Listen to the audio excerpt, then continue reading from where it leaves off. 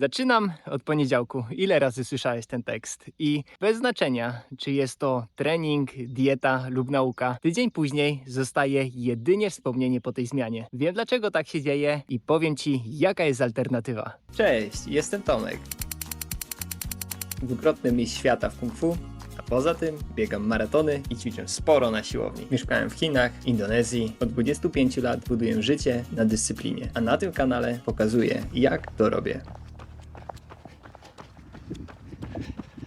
Niestety, na samym wstępie muszę Cię troszkę zmartwić, ale trzymanie dyscypliny nie jest łatwe, a co gorsza, nie staje się łatwiejsze z biegiem czasu. Jest tak samo ciężko trzymać pewien nawyk przez jeden tydzień, jak i przez 10 czy 20 lat. Różnica pomiędzy osobą, która jest w stanie wytrwać w dyscyplinie przez lata, a osobą, która niestety odpuszcza po pewnym czasie, nie jest duża. To jest bardzo drobna rzecz. Polega na tym, że patrzą na tą samą rzecz, tylko z troszkę innej perspektywy i niestety nie, to nie są filmiki motywacyjne na Instagramie czy na YouTubie, to jest zdecydowanie coś innego. Zauważ, że za każdym razem, kiedy próbujesz zmienić coś w swojej codziennej rutynie, chcesz wdrożyć nowy nawyk, rozpoczyna się to wszystko od pewnego zewnętrznego bodźca, który budzi w tobie ten wewnętrzny impuls, ten wewnętrzny ogień, który motywuje cię do rozpoczęcia działania, wstania o 6 rano i pójścia na trening, przebiegnięcia kilkudziesięciu kilometrów tygodniowo, czy kompletnego rzucenia słodyczy. I nawet Ci się udaje to utrzymać przez 2-3 tygodnie. Natomiast problem powstaje wtedy, kiedy ten wewnętrzny ogień, ten wewnętrzny impuls zaczyna maleć, zaczyna gasnąć. Wtedy rozpoczynasz tą swoją wewnętrzną dyskusję z życiem, że jest to zbyt ciężkie, żeby utrzymać długoterminowo. Po samej zmianie i samym nowym nawyku powstają jedynie wspomnienia i wyrzuty sumienia, że znowu się mi nie udało. I nie martw się, miałem dokładnie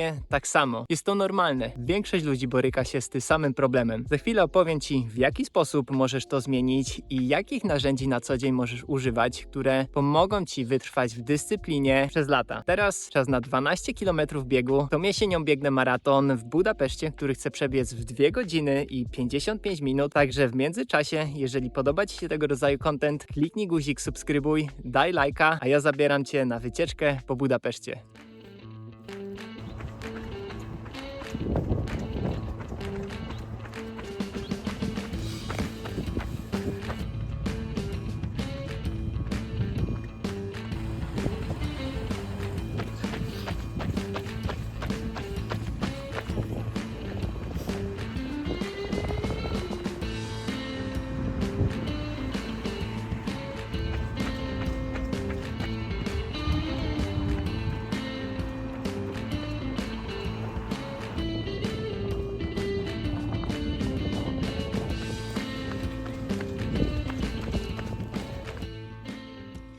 Dobra, więc jak to wygląda w praktyce? Ja od 25 lat trenuję kung fu regularnie. Od 2010 roku chodzę na siłownię, a przez ostatnich kilka lat bardzo pokochałem bieganie i mam wiele takich okresów, w których tygodniowo wyłącznie biegam po 70-80 km. Natomiast jest to jedynie dodatek do mojej codziennej rutyny, do mojej codziennej pracy. To nie jest tak, że ja każdego poranka o 5:20 budzę się pełen energii, pełen entuzjazmu do tego, żeby pójść, zrobić trening o 6 nad ranem, czy po pracy wrócić zmęczony i pójść na siłownię. Wręcz przeciwnie, ja mam mnóstwo takich dni, gdzie czuję się jak przyspawany do łóżka i ostatnie co chcę zrobić to jest 12 czy 15 km biegu. W szczególności w okresie jesienno-zimowym, kiedy jest ciemno, zimno i pada deszcz. Natomiast to są właśnie te kluczowe momenty, w których świadomie decyduję się, czy chcę trzymać się dyscypliny, czy chcę przerwać pewien nawyk. Jeżeli opieram się jedynie i wyłącznie na tej wewnętrznej motywacji, na tym wewnętrznym ogniu, który bardzo szybko gaśnie, to jest metoda, która skazana jest niestety na porażkę. Co mnie ciągnie właśnie w tych porankach do zrobienia treningu, to są zewnętrzne zobowiązania wobec siebie czy wobec innych. I jak to wygląda w praktyce? Biorąc na tapetę właśnie mój obecny cel, którym jest przebiegnięcie maratonu w Budapeszcie 11 października w 2 godziny i 55 minut, zobowiązałem się wobec siebie, że chcę spróbować wykonać ten cel. Następnie podjąłem współpracę z moim trenerem Łukaszem od biegania i zobowiązałem się wobec niego, że będę pracował na podstawie treningów, które on mi wyznaczył i zrobić jak najwięcej treningów, których mogę. Dodatkowo zobowiązuję się wobec Was, żeby pokazywać, jak trenuję do tego maratonu i pokazać, że osoba, która pracuje na co dzień, jest w stanie również biegać szybko. Te czynniki wszystkie razem motywują mnie do tego, żeby wstać rano i zrobić trening. Teraz kluczem do dyscypliny jest to, że dla mnie większym bólem jest zostać w łóżku niż pójść na trening. Uważam, że to jest ogromny czynnik motywujący, który zmusza mnie do wyjścia właśnie na trening. Tego mechanizmu używa większość osób, która w długim terminie trzyma się dyscypliny.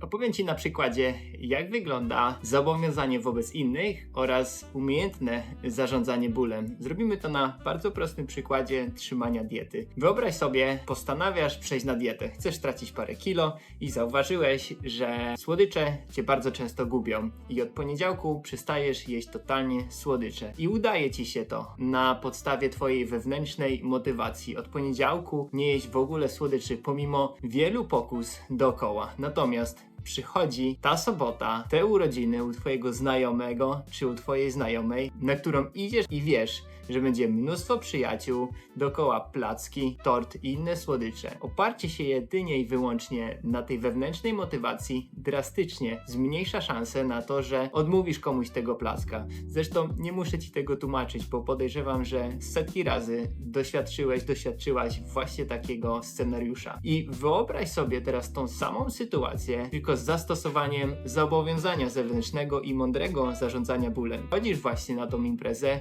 i mówisz: słuchajcie, od poniedziałku jestem na diecie, nie jem w ogóle słodyczy. Jeżeli zobaczy mnie ktoś z plackiem w ręku, z ciastkiem w ustach, z miejsca płacę 500 zł. Jak diametralnie zmienia to Twoją pozycję w tej samej sytuacji? To jest dokładnie to samo, natomiast perspektywa jest troszkę inna. I nagle okazuje się, że dużo większym bólem dla Ciebie jest stracić 500 zł niż odmówić komuś ciastka. Założę się, że pewnie skończy się w takiej sytuacji, że ludzie będą starali Ci się wepchać ciastko, natomiast Ty zawsze odmówisz, ponieważ większym bólem będzie utrata 500 zł.